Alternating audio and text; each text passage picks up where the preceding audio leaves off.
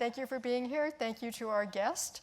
And this is an amazing series. I've only seen one episode more than you have, so I am in suspense too. But what we can all see is that this is incredibly timely in a way that you probably couldn't have imagined when you started it, right? No, actually, because when we were selling it, I'd written the pilot, and we were going out to pitch the rest of the season and all the rest of the successive seasons if we were so lucky. And there was this guy running for president who was fat shaming women and, talking about grabbing them by the pussy and calling women threes, and we just thought it couldn't get worse than that. And we kind of were like, well, what'll be interesting is there'll be a woman president, and this will be debuting, and we got all that wrong. Yeah. So where were you in the production when all of the Harvey Weinstein revelations started and Me Too and all of that? We were on a van. I mean, I remember, going up along the river looking at locations when, our phones, it was like one of those scenes in the movie, like your phones all started dinging and people were like, oh my God, oh my God. But even then, we thought it was going to be a story about him, and then this kind of like cascade of revelations. We really didn't foresee what it was, that it was going to feel the way it did, which was this kind of explosion. But the interesting thing is, there were moments when people would be like, well, now that we've got a movement, is the show still relevant? And I'd be like, oh yeah, it's going to be solved by June 2018. So Joy and Julianna, what was your reaction when you started hearing about the Harvey Weinstein revelations and all of that, both in real life and in terms of the show and how it impacted it? Julianna? I'm brand new to all this, so I feel like I don't know if someone like me would be in this position, would have their own show, if this wasn't in the air, if people weren't standing up and crying for a revolution. And Julianna, what was your reaction when you first heard that? Because you've talked about your own experiences and how Harvey Weinstein and Steven Seagal asked you to their hotel rooms to audition early in your career. What was your reaction to all of that news? I've been fortunate enough to have had this bizarre experience where when I did The Good Wife, it was that we kept saying, will this be relevant next year? Will we get picked up? And that week, another politician would be caught with his pants down, and it was sort of the gift that kept on giving. And so when it happened, I was in a costume fitting with our costume designer when it all happened, and our phones were dinging. And I thought, wow. So yet again, this is a timely. I have a lucky star in that I pick timely shows that. This time it wasn't as fun, to be honest, as The Good Wife with another politician, because it wasn't hurting, an entire the females that we are. Like it was so painful for me, because all the things that I had personally brushed under the carpet and hadn't thought about for years and had joked about with my friends, it started coming up. All those things that you did to pretend it was okay. And so that movement, as much as it was great that we were doing a show, I was grateful, but it also started, I couldn't sleep. I started remembering all the things that I was conditioned to think were okay, and realized that none of them were okay, and none of it was funny. And that I just got lucky that I was never assaulted. And how did it impact the show, Marty? Did you make any changes after that to make it seem, well, it was already very timely. Is there anything you had to cut out because it would seem like you had torn it from the headlines, or? Fortunately, we had not started shooting. We obviously had started shooting when things just kept continuing and building in momentum, but there was enough time to adjust later episodes and change things in scripts to sort of reflect that the world that Plum is entering into is a world that has had a moment. Because everybody keeps talking about it as like this reckoning or this moment, and I'm like, yeah, one guy so far has been convicted and another guy is somewhere in Tucson. Like, it doesn't feel like a real reckoning. But we reflect that in the show, that a movement is something that continues and we don't go back to a status quo, even though I think this change it's long overdue, but it's still really scary for everybody. It's scary for men, it's scary for women. We don't really know, we don't have a handbook for what workplace relationships. And my son is 16, and he tells me, like, you don't go up to a girl and say hi. That's like a microaggression. And I'm like, at the mall, really? Yeah, they just stare at each other. So,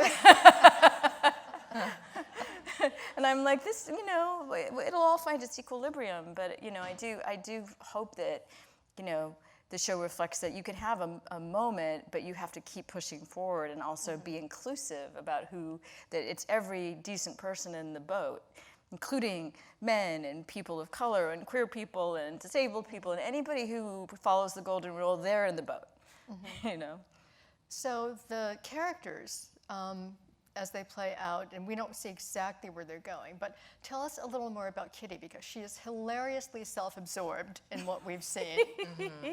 Does she become more sympathetic without giving away too much, or is she an enabler who just sort of browbeats other women? That's a great question. Well, I think Kitty's such a narcissist that she actually isn't really aware that she is a horrible human being. I think she genuinely thinks that Plum thinks she's kind and empathetic. She's just not aware of that. And she has no moral center in that she just wants to win. It doesn't matter if it's awful what she does to get there. But I think one of the things that I love about her journey is you start to realize through the storytelling, where she's come from. And I think it's episode 3 where you see her have to answer to a board. Her board is 8 white men over the age of 60. And you see her so frustrated in this boardroom as if they know anything about what she's doing, or the fashion industry, or women. They know nothing. And so you see that, and then there's this speech that she has a little bit of a meltdown, and I'll paraphrase because it's really rude. But she says to Plum, "You have no idea what it took for me to get here." I'm paraphrasing. The sexual favors were nothing compared to the ego stroking. I'm not going to say it. All right. I was going to be like. It's at the 92nd Street Y. Okay, sorry. California, we say everything.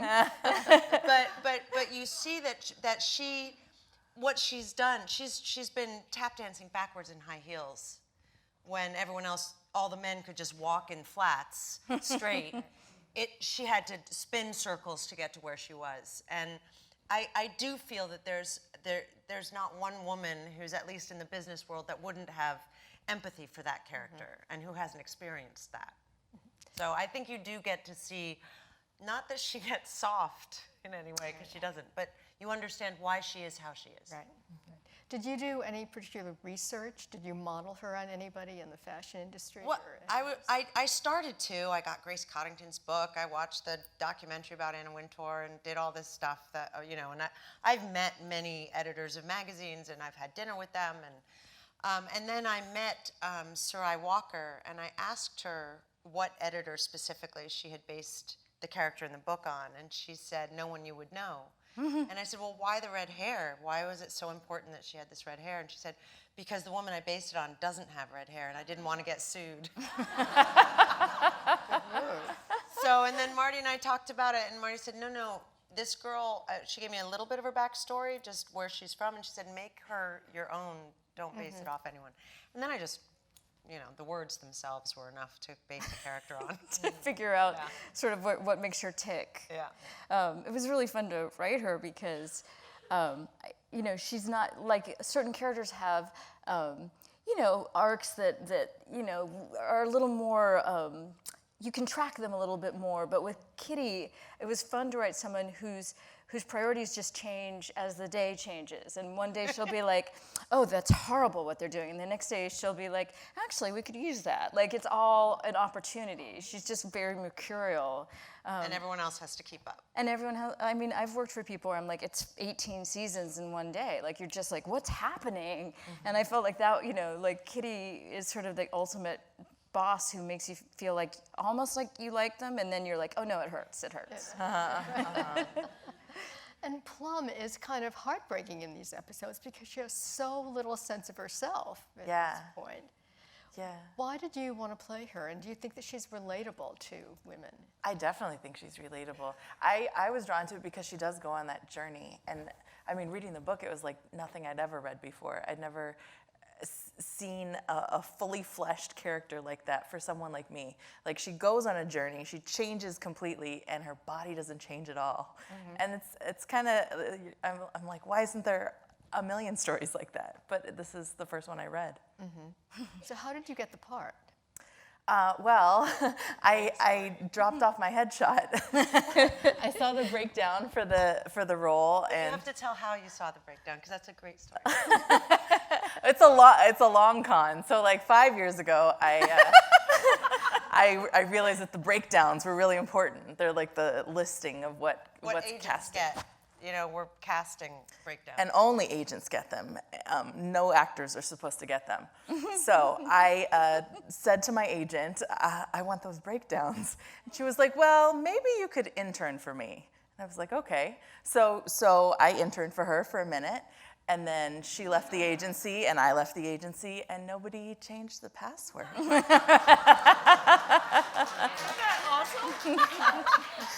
So they have since, unfortunately. Well, I think you're okay. I don't know. Fingers crossed. But so I saw that breakdown, and it said Plum, 250 pounds, 30s, you know, smart. She's a ghostwriter. She's beautiful. She's this. She's that. And I was like, I could play that.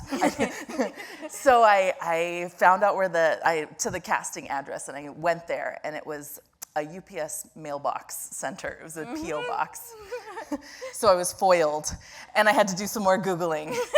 And then I found a second address, and it was for the right casting address, or the casting director. And I went there, and I knocked on the door, and it opened. The casting assistant was a girl that I'd met before at a party like 4 years earlier. And she said, oh, Joy, you might be good for this. I was like, that's what I thought. Here's my headshot. And she asked if I'd read the book, and I said, no. And she's like, you should read the book. So I drove straight to the library, and I checked out Dietland and read it that afternoon, and it was like nothing I'd ever read before. And I thought there was no way I could possibly play the lead, but I had to audition for it. I thought, like, by hook or by crook, at least maybe somebody will see my audition and like it enough that they'll write me a teeny tiny part, and then I'll have been on TV.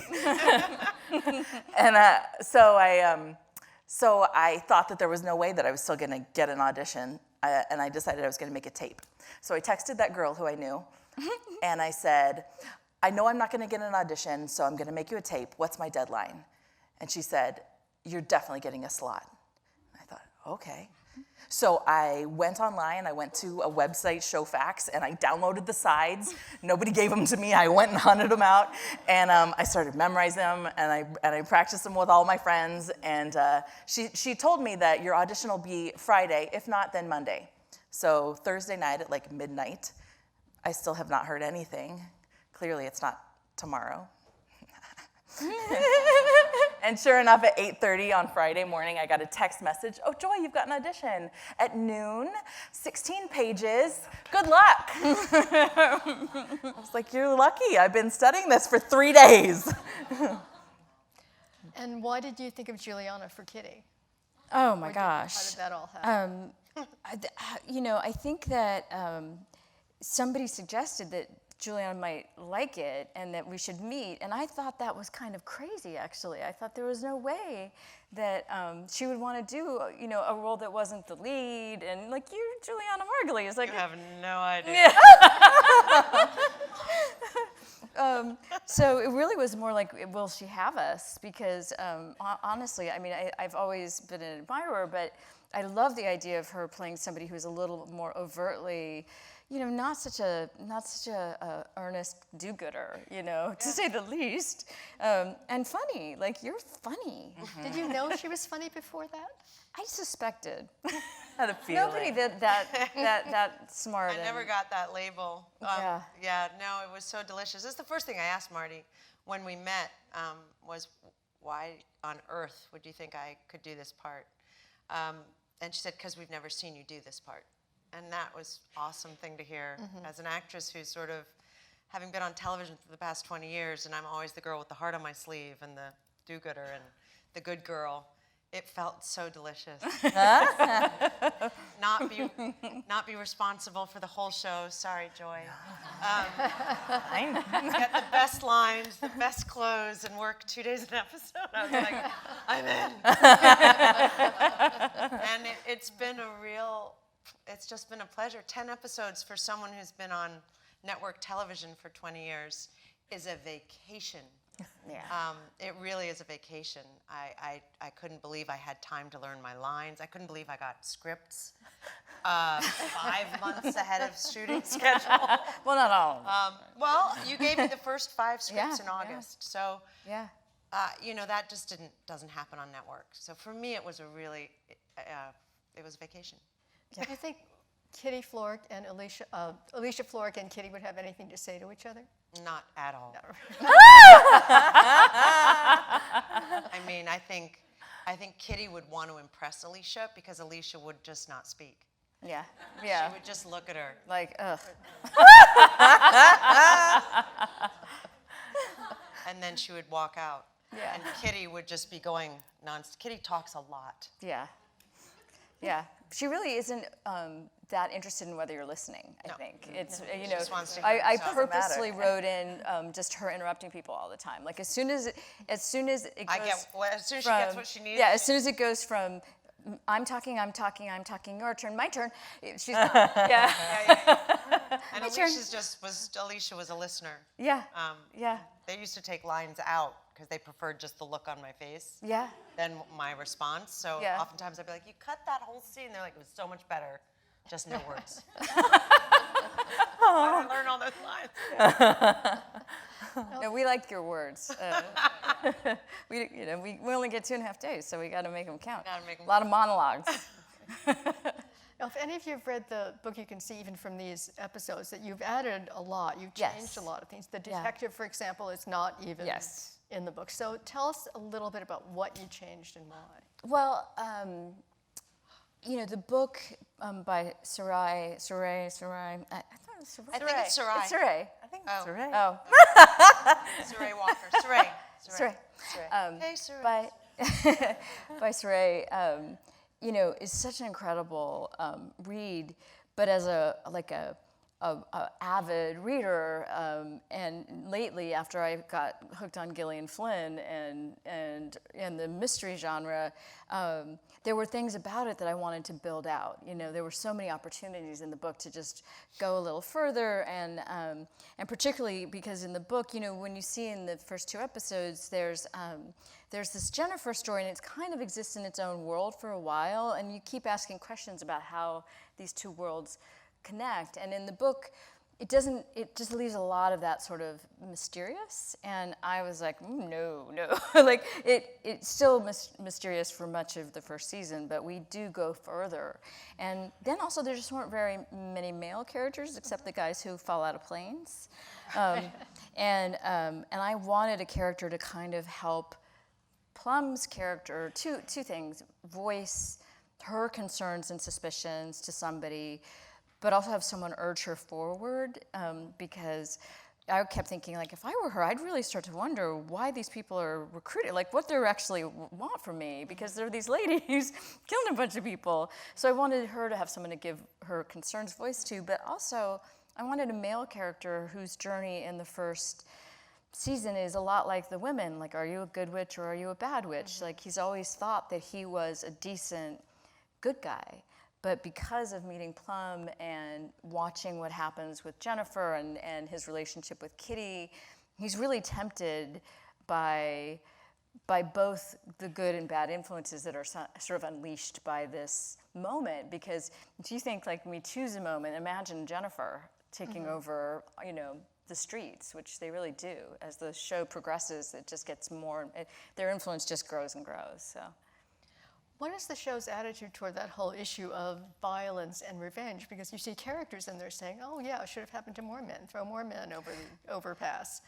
Do you have a position in the show on that, or not? I watched and read a lot about revolution, and I feel like in a lot of early stages of a revolution, there is a violent component, and there is something that kind of lights the fire, but then what's the price for that? And I did feel like the book starts to explore what's the cost of being those frontline guerrillas, and it did kind of represent different forms of social civil disobedience. There was the passive, more familiar tactics of doing the kind of guerrilla warfare that Verena's doing, and then there's the straight up vigilantism and terrorism. But when I was reading the book, I was like, when you think about the fact that 3 women a day, on average, die from domestic violence in our country, and that women have not formed a militia, it does make you wonder, why are incels attacking when we're in a whole lot more danger than those guys are of not getting laid?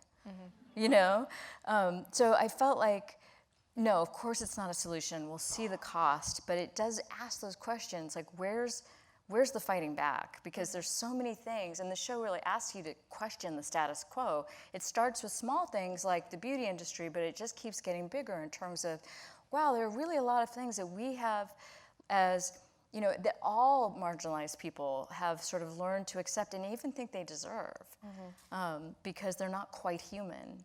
And the ways in which we objectify ourselves can sometimes really make us feel less human.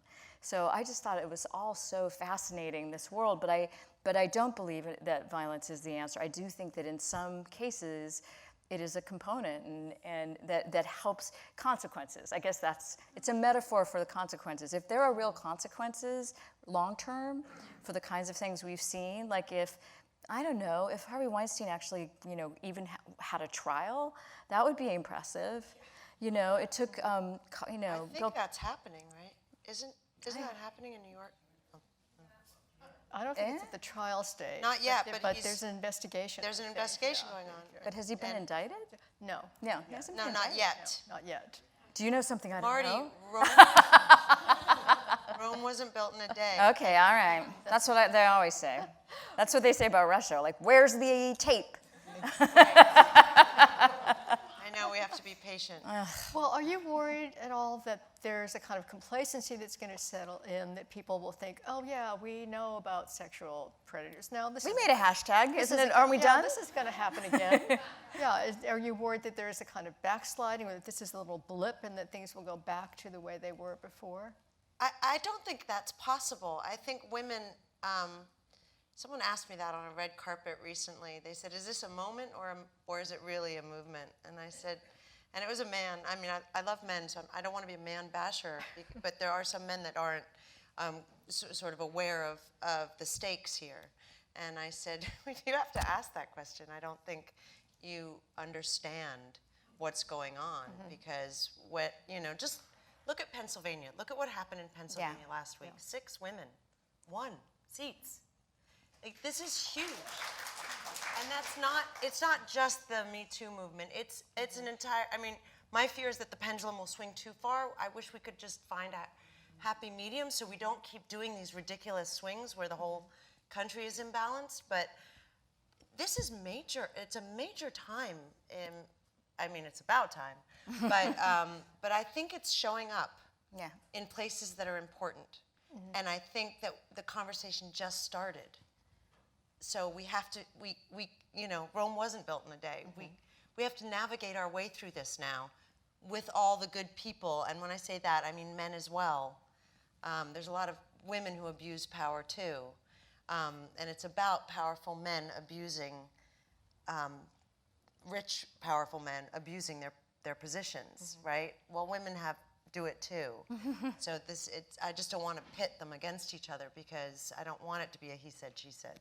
Well, that's one of the things you see in the show, that women are not all the heroines and men are the villains. And at this point, we don't even know whether Verena is good or bad, whether Julia in the beauty closet is evil or good. Do we find that out as we go along, or is your intention to say, well, people are not black or white? I mean, I'm always, as a writer, I'm always interested in this and that. You know, I feel like too often, and it's a problem I have in some cases with like social justice movements, that people get so siloed. And at one point, you know, Plum and Stephen are having a conversation, and they start to sort of, you know, throw down about who's the most oppressed. And Stephen says, like, let's not play that game. Like, you know, but it's hard when you're in so much pain and you feel like no one's been listening to you your whole life. And suddenly, you know, there's a fight for the mic.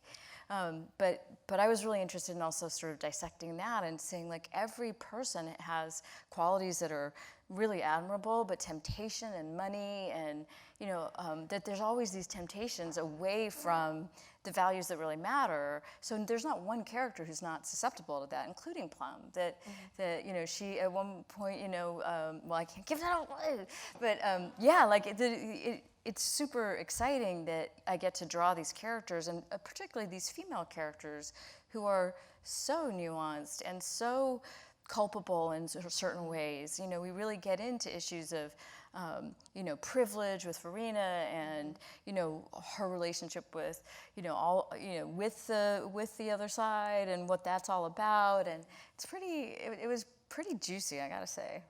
And there's so many big issues here, and sexual harassment and sexual predators is just one of them, and the other is body image, which you have talked about a lot in your life, Joy. And if you have not seen A Fat Rant, which is a YouTube video that you did about 10 years ago, where you talk about a lot of these things and your own acceptance of body issues, and say something that Plum said, you say not to do what Plum does, which is to buy a dress in a smaller size to motivate yourself. So you were ahead of things too. Do you think that we've come a long way in terms of body acceptance, or? Definitely. I mean, when I made that, there were 2 stores that plus-size people could shop in Lane Bryant and Torrid. That's all that existed. And now there's a whole lot of different, like, designers. But things aren't fixed. I mean, there's still a lot of lack of access, and there needs to be more diversity, period. But I do think that things have changed in the past 10 years.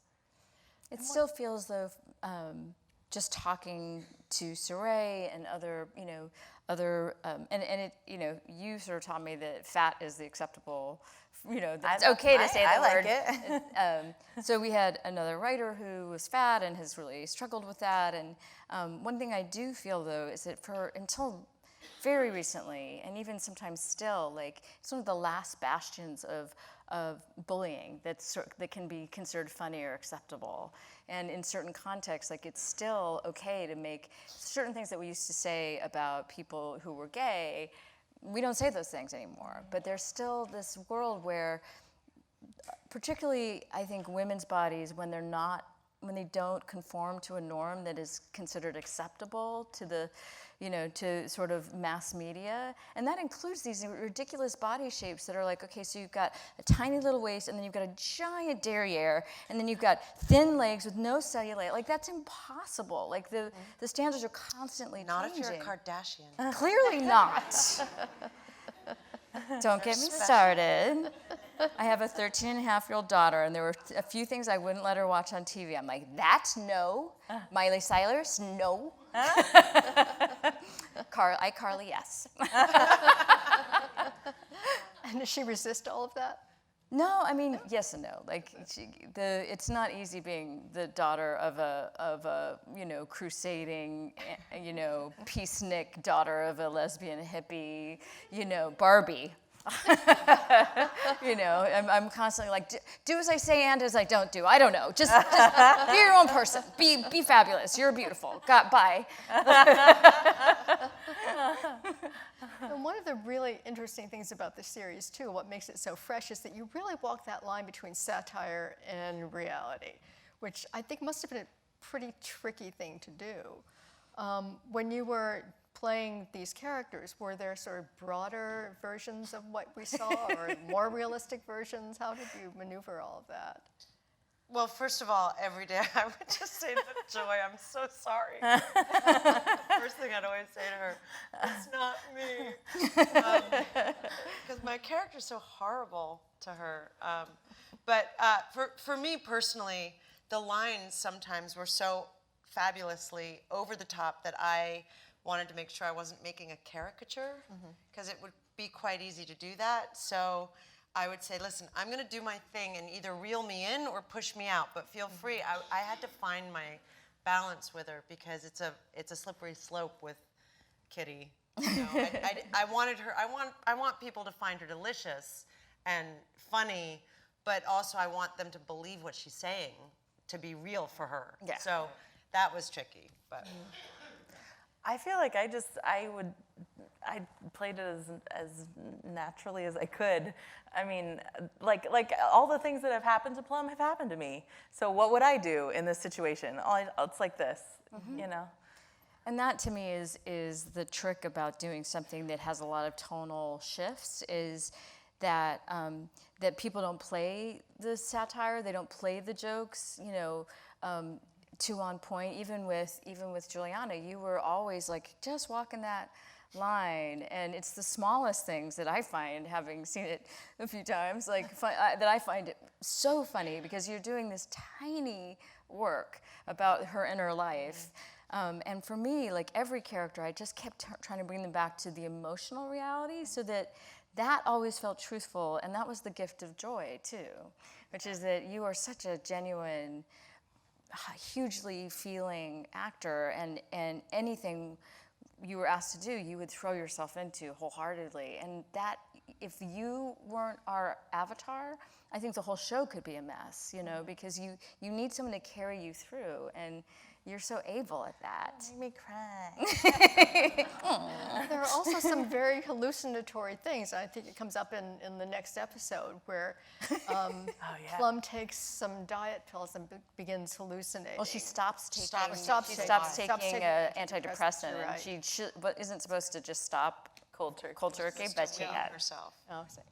And then she sees the detective appear to her as a tiger. Right? Tony the tiger. Why did you put in those kind of hallucinatory scenes, and also the little cartoon characters, the cardboard cutouts that we see? What does that add to the show for you? Well, I was struggling with how to adapt the book, and also I felt like the world was getting so surreal, the actual world, that if I had tried to do the book a little more, it might have felt really like satire played a little more straight before the last year and a half, but it started feeling like you turn on the television, you're like, this isn't real, and I wanted the world to feel even bigger than that, like a little more, so it reflected in some ways the way I am experiencing the world, which is sometimes in your safe place, and the rest of the time you're like, this is not what? And then, but also so much of the story was Plum's inner life, and these images were sort of conjured but not made explicit. And I was thinking about, you know, she talks in the book about, Sarai wrote this really beautiful paragraph about, I felt like my life was like I was inside a diorama, and I was just going from place to place to place. And I remember I was sitting on my bed trying to figure out how to break it, and I was like, let's make that real. Let's see inside her world. And once that egg broke open, then I was like, well, we can see anything that she's saying then. We can really live inside her and her life, and also that life is so spectacular that it reminded me, like, some of my favorite directors, you know, use these sort of flourishes. I kept thinking about David O. Russell when he did Three Kings, and how that movie was so topical, but it would have these flourishes. And I remember seeing that when I was, you know, I don't know how old I was, but I was in the theater, and something happened. A bullet hit someone, and he goes inside the body and sees what the bullet does out of nowhere. And I remember thinking, oh, that's that's the medium. Like, we can break all these rules, and that's the joy of having worked with AMC too, because they read the script and it was all in there, and they were like, go. What was your pitch to AMC when you first went to them? I mean, it was emotional because it was like, that very same question that Julia, Tamara Tooney's character, asks. How long do you think you spend looking at yourself and grooming? But I push that question a little further, like, how much of your life do you think you've spent being critical or wishing you looked different? And what do you think you could have done with that energy if it had been unleashed for other things? And that, to me, is Plum's journey. Like, and it's the journey that, as a woman who's had eating disorders, and I recovered from anorexia, but I've struggled with disordered eating and dysmorphia and all that stuff all my life. Like, I started to ask myself at a certain point, like, when are you going to let that energy move in the world in a positive way, and stop buying this idea that there's a body type or an age or a person who will make you feel like your life has started. So to me, that's the powerful message of the show, is that, this character actually goes on that journey, and then she gets caught up in a revolution, which is also cool. Do you think that a show like this can really make an impact in the world? Is that what you're hoping that it can do? Heck yeah. Yeah. Absolutely. What do you, But I think it's across the board. I don't think it's just with overweight people. I think Agree. When Plum says, after I have my surgery and when I'm a size 6, then I'll be happy. We all do that in different ways, whether you're a size 2 or a size 20 or young or old, or once I do this, I'll be so happy. Or, once I find that right guy, or once I become a yogi, or we're always waiting to start our lives. And I think that's an incredible message that resonates with everyone. Male, female, fat, thin, old, young. How about start your life now? How about be present in who you are now, and maybe that's good enough. And maybe that's actually will make you happy to stop yearning for something that you don't have. But there's also, for me, like one of the bait and switch of the show is that it appears at first to be a story about self-acceptance, but by about halfway through the first season, we're kind of over the weight issue. Yeah. And what really intrigues me is that when you've lived your whole life with an idea that has kept you small and enslaved, and you let go of that idea, I feel like that's the moment you're born. Right. Right? And so the fun thing is that Plum is a whole new person, and she just goes through all all those unseemly moments of adolescence and trying new things and failing, and it's the greatest place to start a character. I always say the greatest beginning for a character is a character who's very committed to a really bad plan. Plum is going to have a lot of, both of you guys just have terrible plans. It's going to be fabulous. So good. so what do you see for the next seasons? You said you've plotted some of this out, and you can't tell us where this ends. But We have some friends We haven't where been we're told like, there is a next season yet. So Yeah. we all just went. I haven't thought about it at all because we're not picked up. Well, we know from the voiceover at the start that Plum doesn't have her surgery because she says, I still get those same looks. She realizes it was a bad idea in hindsight, so we know that much. What else can you tell us about what she learns about herself? I'm afraid of spoilers too. I know. It is a real. She goes through this adolescence and Let's tries put it on this a way. whole She lot. has 3 different hairstyles in the Yeah. first season. 5 wigs, 1 season alone. That should be our tagline. 1 season, 5 wigs. That's where our entire budget is for all of our wigs on that show. Julia has 3. Yep. Yeah, I only have 1. we love wigs. We have some questions from the audience, and this one is really interesting. I hadn't thought of this. This is for, I think it's for you, Marty, but maybe for all of you. Most of your mentors were men, and you particularly working on Buffy with Joss Whedon and Mad Men. What are you trying to impart or teach in your writer's room?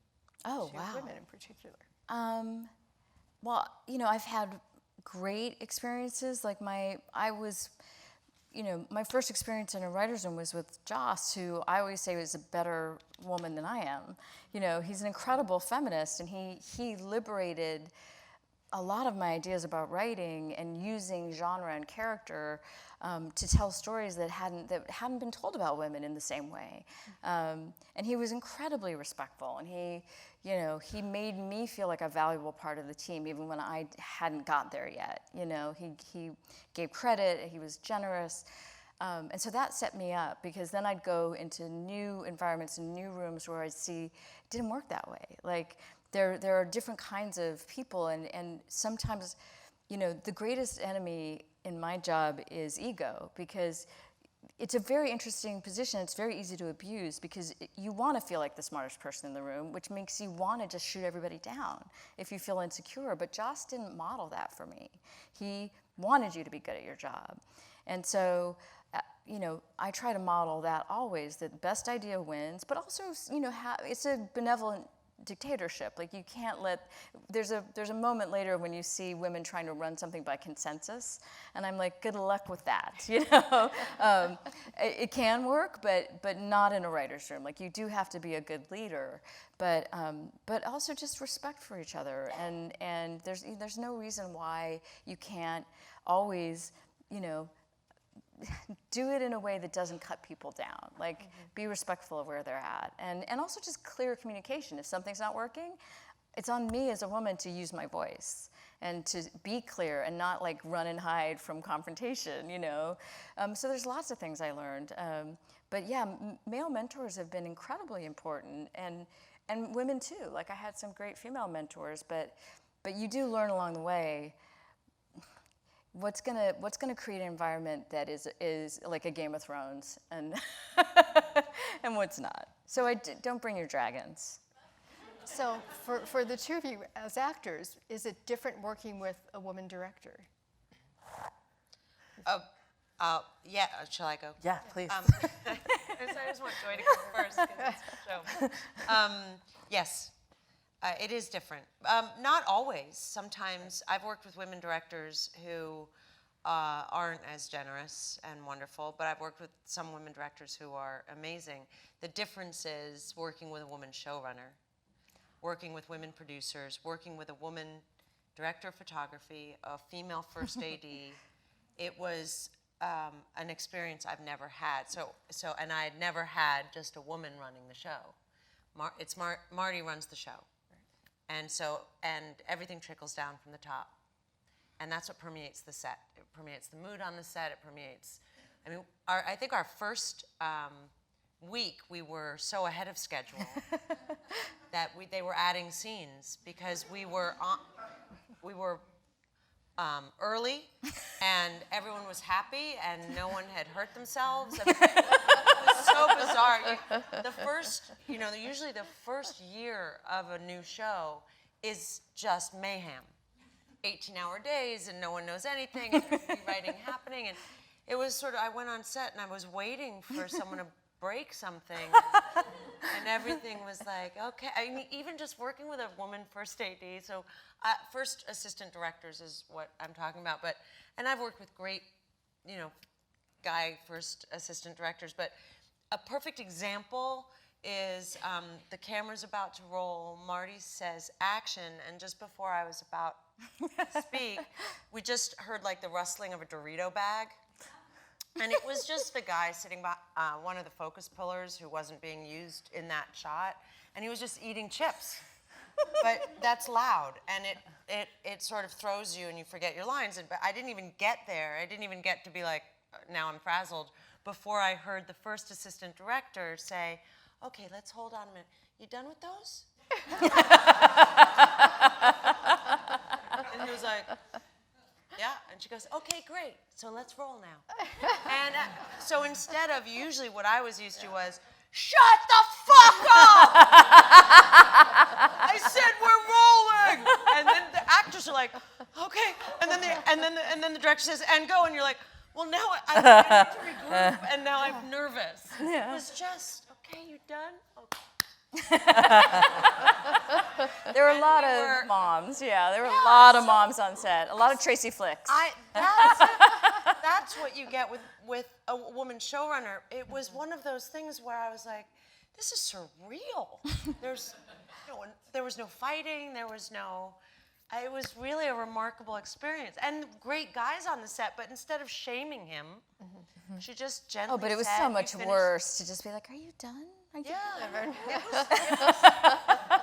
But it's a great example of what it's like to be on an old school set, which is usually a lot of yelling. A lot of yelling, especially in New York. Was it important for you, Marty, to have a lot of women behind the scenes in those roles? Yeah, I mean, as you were talking, I feel obligated to say, like, one of the ways that I learned to be a good showrunner is that I delegate. And we hired tremendously talented people. We had amazing producers like Bonnie Curtis and Julie Lynn and Rio Grasso, and our partners at AMC and our partners at Skydance, and women from top to bottom, and men too, who all just knew their stuff. And the same with Allison Kelly, the DP, and Joy was a gift because she came in with the attitude that I try to have every day, which is if we are getting paid to tell stories. Like I used to say on Grey's Anatomy, like, it's fake brain surgery. Like, it feels like life and death, but it's not. And we have to wear it lightly, and I've been around too many people, and you wonder why they do this job, because they don't come to work pinching themselves a little, and we do. I'm very blessed that way. So, but Jacqueline Hoyt was, the second, and she was there, and all the writers came to the set, and we had 8 of the 10 episodes were directed by women, but at a certain point we were like, it'll be all women, and I was like, that doesn't feel right to me. Like, that's not the statement we're making. It's not an Amazon island, but you need the balance. You need the balance. I mean, you have to have men and women together, working together. It's good. Michael Trim brought a lot. Yeah. He was our one of our directors, the only male. He directed 2, but man, I was grateful. He was awesome and supportive, and he got to see it through a different angle, so he gave that gift to us. And I think it's important that we all, but it was run by women. We got our shit done. Like I said, it felt sometimes like it was like 5 Tracy flicks, just like, Yeah. I called us the flicks. I'm like, the flicks are having, we just need this to run a little more smoothly. And they're like, it's going great. I'm like, but it could go better. I have my bullet journal right here about all the things, I mean, for a little bit of a type A control freak, like showrunning is a really good job. I get that, what is it, like Superstar? Molly Shannon. She's like, Oh, Molly Shannon. yeah. So sexy. I have a question for you, Joy, from the audience. Can you talk a bit more about your viral video, Fat Rant, and how that changed your life? Yeah. I wrote it as I was in a solo performance class in college, and it was an assignment. So I wrote a monologue, and I was inspired by my best friend who was sick at the time, dying, and I was watching that happen and feeling really infuriated by conversations I would hear from others and sometimes myself about the things we couldn't do because of fill in the blank. Like, I can't wear a tank top. My arms are disgusting. I'm not going to go on that trip. I'll do it when I look good in a bathing suit. Like, putting life off. And here's my best friend with no hair and a train track scar across her skull. And she would give anything to be doing that. And in fact, is doing everything she can. And so that really, like, lit a fire under me, and it, like, burned off the chaff for a minute. Like this is what we're saying. This is your life. It's happening now. What are you going to do with it? And so tell us a little more about what the video is for anyone who hasn't seen it. Well, so I wrote this monologue, and I would perform it around town at open mics and stuff, and people would say, oh, that was, great. Do you have a copy of it? I want to show my sister, my mother, whoever. And So some time passed, and I was feeling really bad about myself and how I had nothing going on in my career. And I thought, I have this monologue that people respond to, and I don't have any footage of myself, so I'm going to make a reel, and it's going to be this video. So I got a friend of mine, and we shot it in like an afternoon, and put it on the internet. And I thought people were going to think I was a great actress. That's not what happened. And it went viral at the time. It's got maybe just under 2 million hits now, which is nothing compared to, I mean, people get 400 million hits. That yodeling kid got like 55 million, so whatever. What am I doing with my life? But a lot of people saw it, and a lot of people, it touched them, and it's really cool when I meet people like plus size influencers today who are like, I saw that in middle school and it really changed things for me. I feel really old, but it's exciting. You're not old. Okay, all right, yeah. Whatever, who cares if you're old? We're lucky to get old, man. Yeah, that's Do you true think, that. do you think that you were sort of ahead of where Plum is? How do you relate to Plum? Because you came to body acceptance quite early, and Yeah. Plum is struggling with that. Yeah, exactly. Yeah, I think I was 18 when I first read Fatso by Marilyn Wan, and my mind was blown. I remember, people. I found this web ring. People had GeoCities homepages. Do you remember this? Yeah, great for the internet. And I remember finding this woman's webpage. She was a fat lady, and she had lots of beautiful pictures of herself on there, and she had a guest book filled with compliments from men. And I was shocked and angry that no one had suggested to me that someone might ever be attracted to me, not in spite of, but because of my size. I was like, that's an option? No one even suggested it. And yeah, that was a big shock turning point for me, and I never spent much time dieting like Plum has, but I do know what it's like to wait for my life to begin, to think that once somebody loves me back, once that guy, I'm in my perfect relationship, then life will start. Or once somebody taps me on the shoulder and asks me to be an actress, then life will start. Once I get my career. But life has started. It's happening now. One of my favorite lines in this is the collagen drink that makes you glow. Is that anywhere near reality? Where did you get Oh, that? heck no. I went to Japan with my son for spring break, and they were selling collagen drinks everywhere. And I was like, scientifically, this doesn't really make sense to me. But I thought, but I did think that that's the kind of hokum, the snake oil that gets sold to us over and over and over again. And you'll read, you when you were doing this, I read about this sugar string lift that would give me the youthful V. And, I fell down that K-hole for a minute, and it's just, but anytime that happens now, I have to stop and go, oh, right, that is an old idea, that the only thing that's lovable about me is the outside. And that the fact that I have this brain and this heart and this, this passion for what I do, and that I'm a kick-ass baker, and so are you now. Yeah. My daughter taught Joy how to bake. Yeah. She did. But and I'm good to people. None of that counts if I don't have my youthful V. So I just really, it was so much fun to pick those little, even every daisy chain cover has funny little things. There's one is life worth living without makeup? No. There's just so many Easter eggs in the show of things, and we had a whole idea about ads we were going to shoot. We just didn't have time to do all the stuff we wanted to do as extra content. Because once you go down that rabbit hole. Well, you've done a lot, and I think one of the things that indicates how close this is to reality and to important things is that there's an after show that's coming on after Dietland, the equivalent of something like Talking Dead and the shows where you talk about other shows that have just been on. But instead of just fandom, it's called Unapologetic with Aisha Tyler, and it's really talking about the issues that you're bringing up, right? Yeah, I mean, I think that again, doing this with AMC, we had options of going other places, but one of the things that I felt from from the top down there was that they were wholeheartedly committed to a show that felt like you hadn't seen it on TV before, and that it does bring up a lot of, the book is so chock full of issues, and really truly the one that I was most interested in is Plum and her journey and the characters around her, and are they being truthful to their circumstances and pushing the envelope and exploring stuff.